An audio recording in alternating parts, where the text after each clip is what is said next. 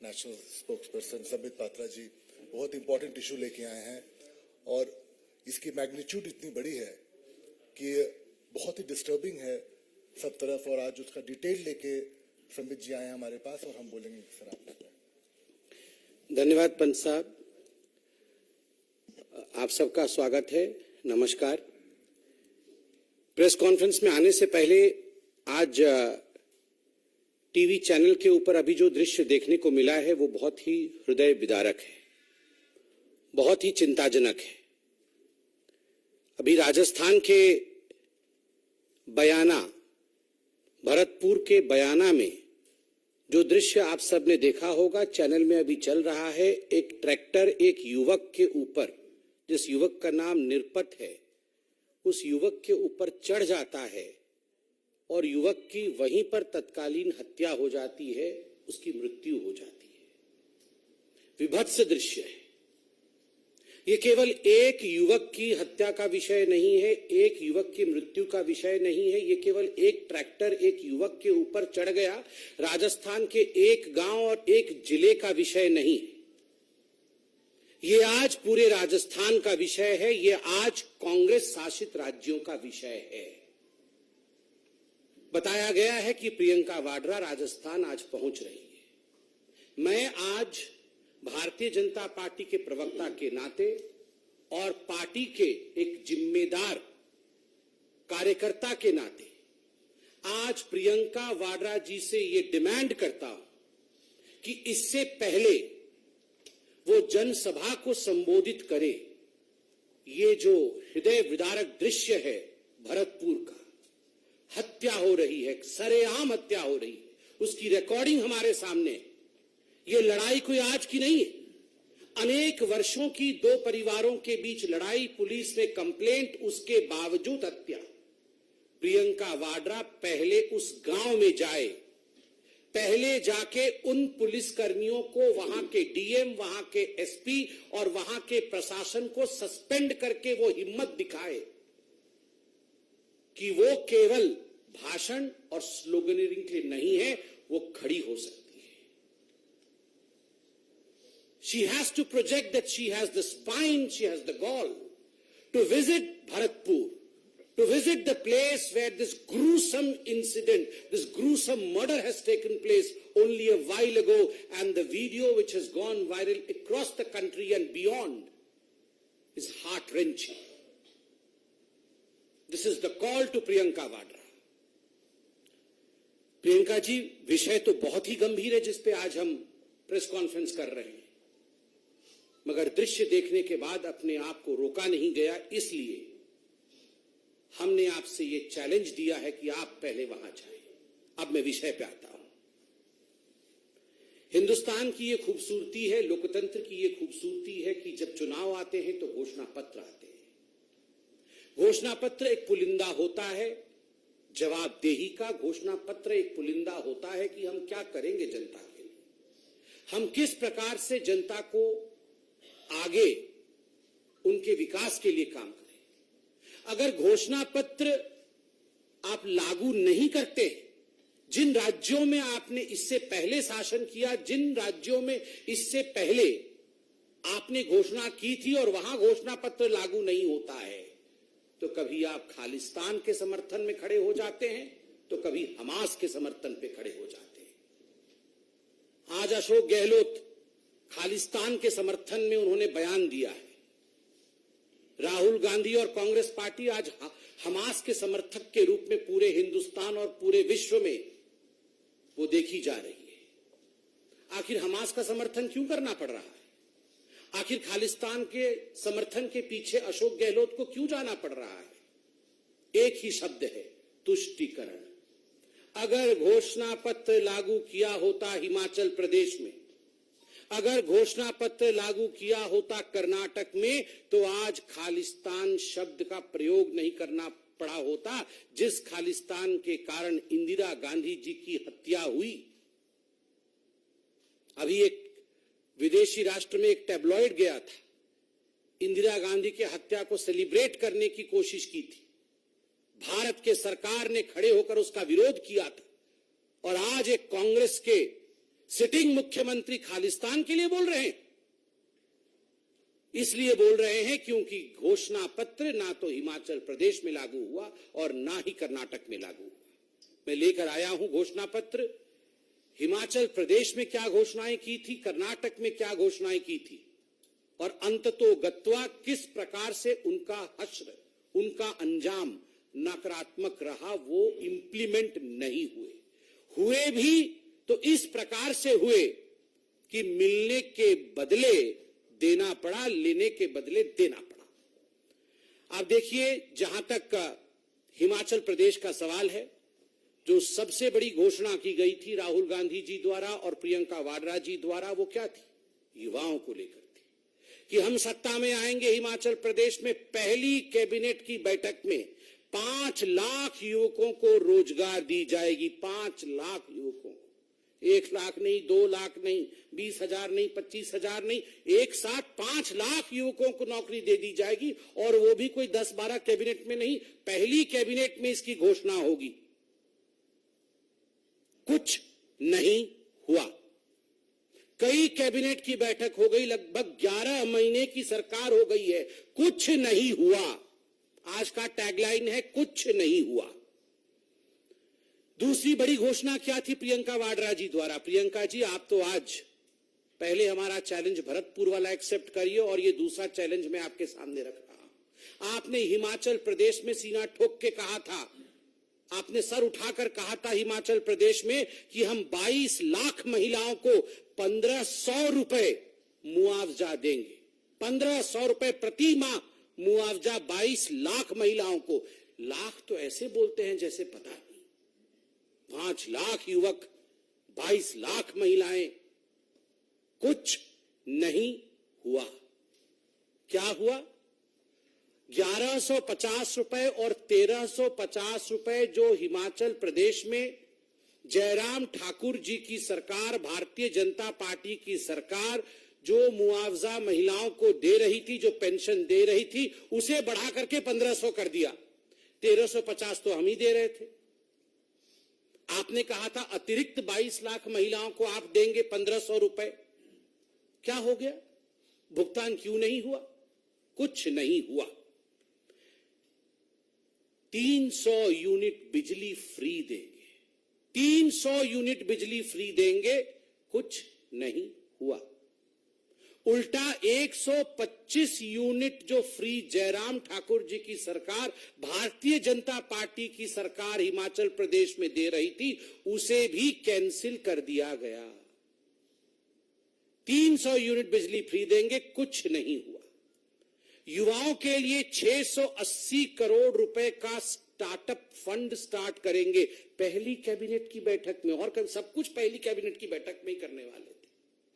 पहली कैबिनेट की बैठक में 680 करोड़ रुपए राहुल गांधी जी युवाओं को स्टार्टअप में देने वाले थे। अंजाम कुछ नहीं हुआ। और तो और प्रियंका वाड्रा और राहुल गांधी जी ने कहा था हिमाचल प्रदेश में जाकर के कि मोबाइल क्लिनिक से हर गांव में हम मुफ्त इलाज पहुंचाएंगे। हर गांव में मोबाइल क्लिनिक जाएगी। पहली कैबिनेट की बैठक में ये पारित हो जाएगी और गांव-गांव में जाके मोबाइल यूनिट काम करेगी। अंजाम कुछ नहीं हुआ। एक भी मोबाइल यूनिट, आप यहां मीडिया के सब वरिष्ठ लोग बैठे हैं, एक भी रिकॉर्डिंग करके लाके दिखा दीजिए कि कहीं मोबाइल यूनिट से वहां चिकित्सा चल रहा है। कुछ नहीं हुआ। पशुपालकों से हर दिन 10 लीटर दूध खरीदेंगे, 10 लीटर दूध खरीदेंगे। यह हिमाचल प्रदेश में कांग्रेस ने अपने घोषणा पत्र में कहा था। गूगल करके अभी निकालिए घोषणा पत्र। हम घोषणा पत्र लेके नहीं आए हैं। कांग्रेस के घोषणा पत्र को हम न छूते हैं न उस पर विश्वास करते हैं। आप जरा रिसर्च कर लीजिएगा, लिखा हुआ था पशुपालकों से 10 लीटर दूध खरीदा जाएगा प्रतिदिन। कुछ नहीं हुआ। मैं तो आज युवकों से कहूंगा, युवकों आज आप ट्विटर में ये हैशटैग चलाइए, कुछ नहीं हुआ। और उसके बाद 2 रुपए किलो गोबर भी खरीदा जाएगा। ये जो लोग गौवंश के खिलाफ थे, दबाव में आके इन्होंने कहा था दूध खरीदेंगे, गोबर खरीदेंगे, उसका भी स्टेटस कुछ नहीं हुआ। ये हिमाचल प्रदेश में स्टेटस है। और तो और हिमाचल प्रदेश में मुख्यमंत्री सक्कू जी, उप मुख्यमंत्री अग्निहोत्री जी और प्रियंका वाड्रा जी ने जाके कहा था कि 63,000 पद अभी खाली है, सरकारी पद, उसमें 37,000 नए पद जोड़ करके 1 लाख लोगों को नौकरी दी जाएगी, तत्कालीन दिया जाएगा। जैसे ही हम सरकार में आएंगे तत्क्षणात नौकरी दी जाएंगी। स्टेटस कुछ नहीं हुआ। कुल मिलाकर के ये सब कुछ नहीं हुआ कैटेगरी में। हिमाचल प्रदेश में कुछ नहीं हुआ। अब कर्नाटक में क्या हुआ है इसकी कहानी भी आप सुनिए। आप तो जानते ही हैं, एक ही व्यक्ति के घर से 120 करोड़ रुपए 102 करोड़ रुपए निकल रहा है। ट्रांसपोर्टर, कॉन्ट्रैक्टर, इंजीनियर, जिसको देखो आज कर्नाटक में वो हड़ताल में है। घोषणा पत्र में क्या कहा था? घोषणा पत्र में कहा था कि शक्ति स्कीम लागू होगी, जिसमें महिलाओं के लिए पब्लिक ट्रांसपोर्टेशन फ्री होगा। इंप्लीमेंट करने की कोशिश की गई, नतीजा क्या हुआ? Over crowding. जो लोग शांति प्रिय तरीके से बस में महिलाएं जा पा रही थी वो आज जा नहीं पा रही। जो तनख्वाह मिलती थी बस ड्राइवर, कंडक्टर और उनके स्टाफ को, आज वो तनख्वाहें बंद पड़ी हैं, डिले हो रही है, तनख्वाहें नहीं जा रही हैं। कितना लॉस हो रहा है इसमें बड़े अच्छे से कर्नाटक की मैं अखबारों में देख रहा हूं। Estimated loss is around 1,563 crore रुपए for the KSRTC, Karnataka state road transport corporation का लगभग 1,600 करोड़ रुपए का नुकसान है। ठीक उसी प्रकार 770 करोड़ रुपए का BMTC का नुकसान है। 906 करोड़ रुपए का NWKRTC का नुकसान है और 810 करोड़ रुपए का KKRTC का नुकसान है। नुकसान ही नुकसान, इंप्लीमेंट नहीं हो पा रहा है। दूसरा, गृह ज्योति। हम बिल्कुल गृह ज्योति, हर घर में बिजली आ जाएगी, हर घर में मुफ्त बिजली देंगे गृह ज्योति। आज कर्नाटक में गृह अंधकार, ज्योति पहुंच नहीं रही है, बिजली पहुंच नहीं रही है और इस वादे के कारण आज अंधकार में कर्नाटक डूबा हुआ है। वो होता है ना, आप कुछ भी वो कोई आप दरखास्त लाते हैं कि मुफ्त मिलेगा तो उसमें एक एस्ट्रिक होता है, नीचे कंडीशन छोटे छोटे लिखे रहते हैं, जिनको माइक्रोस्कोप में पढ़ो तो जाके मालूम पड़ता है कि उसमें कंडीशन तो बड़े भयंकर थे। तो गृह ज्योति में भी एस्ट्रिक लगा करके ऐसे कंडीशन लगा रखे हैं कि किसी को गृह ज्योति योजना का लाभ कर्नाटक के अंदर आज कांग्रेस की सरकार में मिल नहीं रहा है। और नतीजा पावर कट, नतीजा टेक्निकल ग्लिच। आप में से कोई भी कर्नाटक में जाकर इस पर शोध कर सकता है। गृह लक्ष्मी योजना, 2,000 रुपए मंथली असिस्टेंस। जो महिला परिवार की हेड है उसको 2,000 रुपए प्रति महीने दिए जाएंगे गृह लक्ष्मी योजना के माध्यम से। राहुल गांधी जी ने भरी सभा में कहा था, पहली कैबिनेट की बैठक में लागू करेंगे कहा था। क्या हुआ है? क्या हुआ है? कंडीशंस अप्लाई कि पहले आप फैमिली के हेड बन जाइए, आधार कार्ड बदल दीजिए, टेक्निकली पहले अपने नाम को आप फैमिली के हेड के रूप में स्थापित कीजिए, ये वेरीफाई होगा, उसके बाद जाके असिस्टेंस देने का काम करेंगे। और अखबारों में क्या हेडलाइन छपा हुआ है, मैं हेडलाइन पढ़ देता हूं। Karnataka government partially suspends registrations for गृह लक्ष्मी स्कीम। जो रजिस्ट्रेशन करने की प्रक्रिया आरंभ की थी उसे उन्हें बाध्यतम सस्पेंड करना पड़ा। इसलिए सस्पेंड करना पड़ा क्योंकि टेक्निकलिटीज जो थी वो मीट नहीं हो रही थी। तो आपने अनाउंस क्यों किया राहुल गांधी जी? पहले आपको टेक्निकल विषय पे साउंड हो। वैसे राहुल एंड टेक्निकलिटी ये तो एक साथ कभी जा ही नहीं सकते। वो समझते कहां है? वो समझते कहां है टेक्निकलिटी? ये तो आधार के विरोधी थे, ये तो जैम के विरोधी थे। आज कह रहे आधार में ठीक करो, जैम में ठीक करो, तब गृह लक्ष्मी हम लागू करेंगे। इसके साथ साथ अन्य भाग्य योजना, हम 10 केजी चावल प्रति घर के हर सदस्य को 10 केजी चावल दिया जाएगा। आज क्या नतीजा है? दूसरे राज्यों ने भी कर्नाटक को मदद देने से इनकार कर दिया है। दूसरे राज्यों ने भी कहा है कि हम भी ये नहीं दे सकते हैं, आपको इसमें मदद नहीं कर सकते हैं। सारा का सारा ठीकरा केंद्र के ऊपर फोड़ने की कोशिश कर्नाटक की सरकार कर रही है। और जो 5 केजी चावल नरेंद्र मोदी जी की सरकार कोरोना के समय से दे रही है, उसकी भी acknowledgement, even the Karnataka government is not acknowledging what the Modi government is doing of giving 5 kg free rice to every family. बंधुगण, इतना ही नहीं, युवा निधि 3,000 रुपए प्रति महीने कर्नाटक में जो अनएम्प्लॉयड युवक है उसको दिया जाएगा, और 1,500 रुपए प्रति महीने जो डिप्लोमा धारक युवक है उसको दिया जाएगा। 3,000 जो ग्रेजुएट है और 1,500 रुपए जो डिप्लोमा है। स्टेटस कुछ नहीं हुआ, नॉट इंप्लीमेंटेड। आप देख सकते हैं, बड़ा बड़ा स्टेटस लिखा हुआ है, नॉट इंप्लीमेंटेड। बंधुगण, आज ये प्रेस कॉन्फ्रेंस हमने इसलिए किया है, और ये पहला प्रेस कॉन्फ्रेंस नहीं है।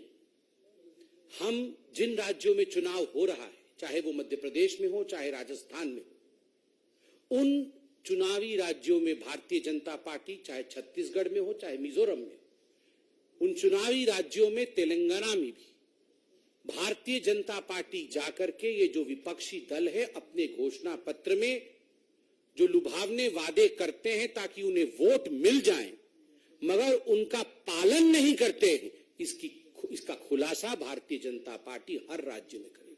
और भारतीय जनता पार्टी सीना ठोक के आज चैलेंज करती है, ऐसा कोई स्कीम नहीं है जो मोदी जी ने वादा किया है और डिलीवर नहीं किया है। हमने कहा था राम मंदिर बनेगा, बना। हमने कहा था घर में घुस के मारेंगे, एयर स्ट्राइक और सर्जिकल स्ट्राइक हुआ। जो हमने कहा है वो मोदी जी ने किया है। इसलिए लेट्स टेक दिस चैलेंज। जो हमने कहा है वर्सेस जो आपने कहा है, हमने किया है और वहां कुछ नहीं हुआ है। मगर इन सबसे पहले प्रियंका गांधी, प्रियंका वाड्रा जी से मेरी गुजारिश है, क्योंकि ये बहुत सेंसिटिव विषय है, मेरी गुजारिश है कि भरतपुर वाले विषय में तुरंत वो भरतपुर के रवाना हो और वहां जाके प्रशासन को सस्पेंड करे, वहां जाके गहलोत जी की तरफ से क्षमा याचना करे। और खालिस्तान पर भी जो गहलोत जी सोचते हैं, क्या वही गांधी परिवार सोचती है? हमास पर तो क्या सोचती है वो हम जानते हैं, मगर खालिस्तान पर जो अशोक गहलोत सोचते हैं, क्या वही प्रियंका वाड्रा और राहुल गांधी सोचते हैं? इसका जवाब भी आज प्रियंका वाड्रा दे। बहुत बहुत धन्यवाद। कोई प्रश्न हो तो अवश्य पूछे।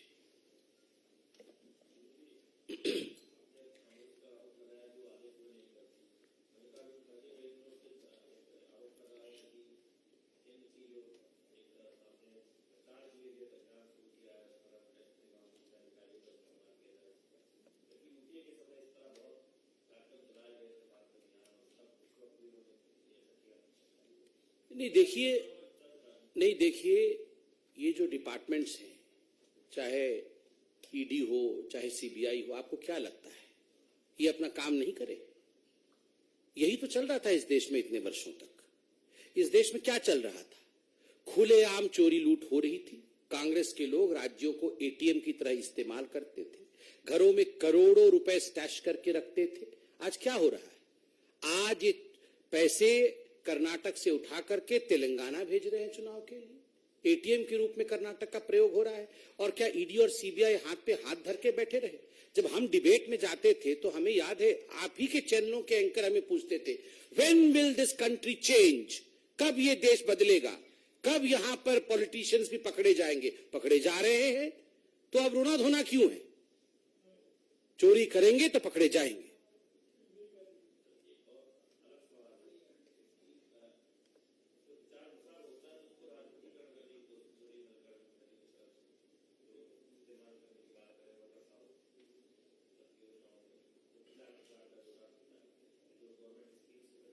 तो वो इसी में जाके बोले इस विषय को, उनको अगर ऐसा लगता है तो।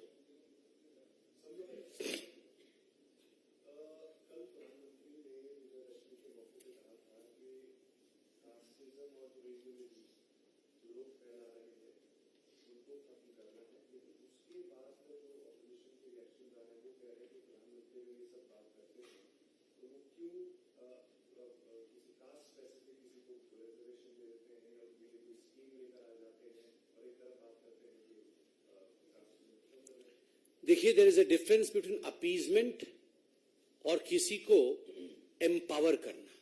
एम्पावरमेंट और अपीजमेंट में डिफरेंस है। जहां तक कांग्रेस पार्टी का सवाल है, उन्होंने हमेशा से ही, जब से यह देश आजाद हुआ, उनकी एक ही नीति रही है, अपीजमेंट, जिसको हिंदी में तुष्टीकरण कहते हैं। और जहां से भारतीय जनता पार्टी का शासन शुरू हुआ, चाहे वो अटल बिहारी वाजपेयी जी की सरकार रही हो 6 वर्ष की, या फिर 9.5 वर्ष की मोदी जी की सरकार रही हो, अपीजमेंट हमारे शब्दकोश में नहीं है, तुष्टीकरण हमारे शब्दकोश में नहीं, जाति के आधार पर नहीं, धर्म के आधार पर नहीं, किस रूप से एक गरीब को उसका हक मिले, उसका एम्पावरमेंट, जिसको हिंदी में सशक्तिकरण कहा जाता है, उसके सशक्तिकरण के लिए मोदी जी काम कर रहे हैं।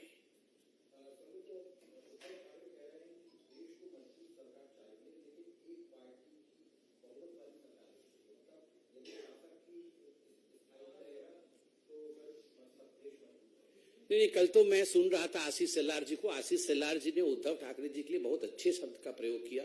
वो कांग्रेस हृदय सम्राट है।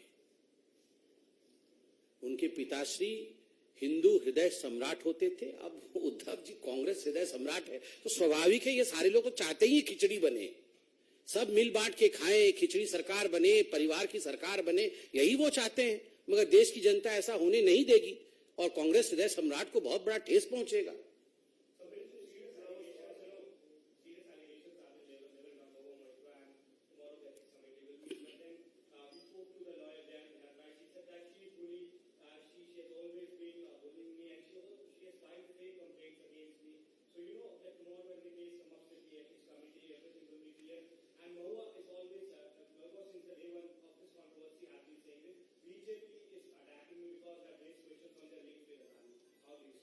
See, as far as this whole issue is concerned, I would reserve my comment for a later date, because as rightly pointed by you, the thing is in front of, the matter is in front of the ethics committee, and I should not breach that. Because let the ethics committee investigate, let the ethics committee come out with a report, and let us all know what the truth is, which we are all awaiting eagerly. Let me not cross the line of commenting before the ethics committee comments.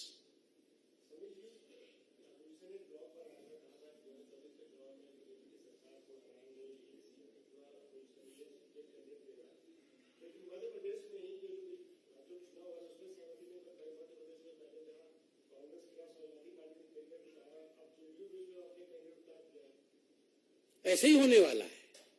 आपको क्या लगता है, ये सारे लोग एक होकर के भारत माता कैसे आगे बढ़ेगी इसकी चिंता कर रहे थे क्या? देखिए, ये सारे लोग एक होकर अगर चिंता करते कि हम देश की उन्नति के लिए एक हो रहे हैं, भारत पिछड़ गई है, हम सब देश को आगे बढ़ाएंगे, तब इसका कुछ अंजाम निकलता। मगर अगर इन लोगों ने सोचा हुआ है कि हमार दुगो बबुआ का की हुई, तो आपको क्या लगता है ये सब देश की चिंता कर रहे हैं? ये अखिलेश जी बहुत देश की चिंता कर रहे हैं, ये सोनिया जी देश की चिंता कर रही, ये सब चिंता कर रहे हैं हमार बबुआ लोगों का क्या होगा, इसलिए ये सब हो रहा है। सब अभी शुरू नहीं, अभी तो आप ट्रेलर देख रहे हैं। देखिए 24 के चुनाव से पहले क्या होने वाला है। सड़क पे लड़ाई होगी, दर्शक दीघा में हम और आप बैठ के देखेंगे। हाँ जी सर।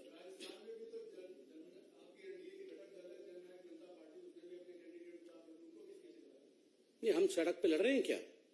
हम किसी के खिलाफ कंप्लेंट कर रहे हैं क्या? देखिए, राजनीति में एक सिविलाइज तरीका होता है। ये जो अखिलेश यादव जी राहुल गांधी जी की इतनी बड़ाई कर रहे थे, कल तो क्या क्या कह दिया अखिलेश जी को, मैं तो बोल भी नहीं सकता हूं।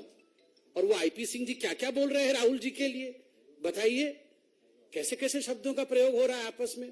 और ये चले थे बड़े एक होने के लिए। This marriage is not possible.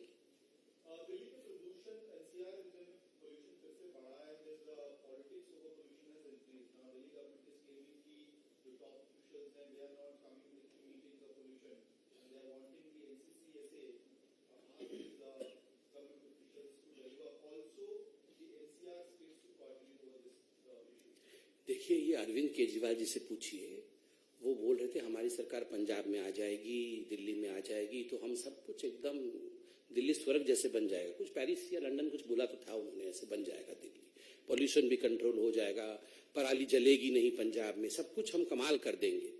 देखिए, ये अरविंद केजरीवाल जी एक ऐसे व्यक्ति हैं, आप आज पूछिए जो बाइडेन के ऊपर धर देंगे लेके कि सब कुछ उनके लिए हुआ, अमेरिका में हमारी सरकार आएगी तब जाके ये दिल्ली ठीक होगा। तो इस प्रश्न का कोई उत्तर नहीं है। ये अरविंद केजरीवाल जी को संभालना, उनके प्रश्नों का उत्तर कोई नहीं दे सकता है, क्योंकि वो घड़ी घड़ी रंग बदलते हैं।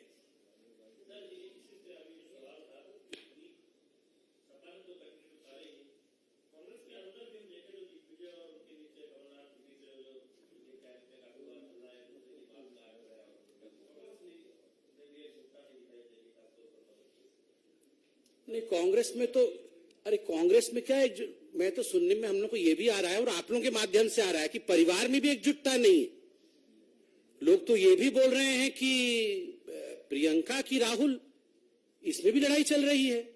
अब बताइए, आप ही बताइए, भविष्य कौन होना चाहिए? प्रियंका वाड्रा भविष्य होनी चाहिए या राहुल गांधी होना चाहिए? ये भी आजकल इस पे भी बहुत चर्चाएं चल रही है। ऐसा हम लोग आप लोगों के माध्यम से सुनने को मिला है। बहुत बहुत धन्यवाद।